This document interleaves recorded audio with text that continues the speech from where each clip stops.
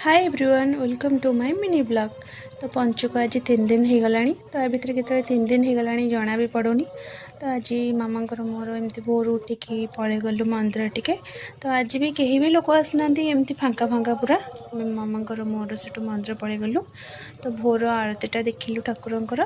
तो देखी सारापर ये आसिक आम मूर्ज पकईलु। मामा मूर्ज मंदिर पकईले मुझे आसिक मूर्ज पकईली चौरा पाखे। तो आपण मानक मो मूर्ज पका केमती लगुच कहे तो। तापर मंदिर आस सारापर मूर्ज पकई सारापर ये गोटे कुनी बाछुरी आउ गायटे आसी पहुँच जाइए ता माँ सहित ता छुआ।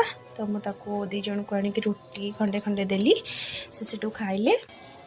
देन तापर मु ठाकुर घर को पलि गली ठाकुर पूजा टी सारदेली। तो उठिला माने तो ठाकुर पूजा आग। तो ठाकुर पूजा सारदेला आमर टे चाह बसला। तापर ये चाह हो सारापर तापर आमर जेहेतु बड़ ओषा तो 1 बार अच्छी।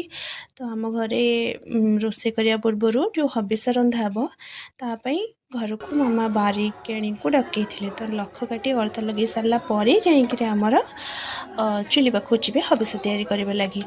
तो ये आम झी आसिक पूरा मु अलता लगेबी तो सी आसी आम सागर अलता मिसिक लगाऊँ। देन छुआ बो मु झी समस्ते आम अलता लगेलु से लख काट दे सारापर अलता टिके लगेदेले। तापर आम रोषे करूँ। तो मामा कहले कि हबिष तो कहीं करेनि मु करी हबिष। तो सी डालमा अरुआ भात एमती कर नना मंदिर जाइए नना मंदिर पलि आसले। तापर ये आम बारिकेणी जे से विदा कर चाउल आ पैसा देकी। तापर ये आम हीरो पलि आसिले कि जलखिया नहीं कि। तो आज मोर 1 बार थिला बड़ ओषार। तो कहते देख देख खाइब तुम्हें मुझे कहली हाँ मुझे खाइबी ना से मत आने देखौच। ये मोर बाहर गोटे निर्बंध थिला से रोषे चलती एमती कि आइटम रोषे हो। तो गैस मंदिर भितर को जीवन अलाउ नहीं तो से तो झी जाए कौच मत से देला। तो ये बो गोटे आणिक आनुंट कि कहीं मगुचु। तापर मत प्रबल भोक कला। तो कौन करी टिके मीठा दही टिके खाई तापर बापा आसिले ये मंदिर पूरी तरकारी आसला बापा को मुझे खाया देदेली। ये आमर हबिष डालमा बसची अरुआ भी हम।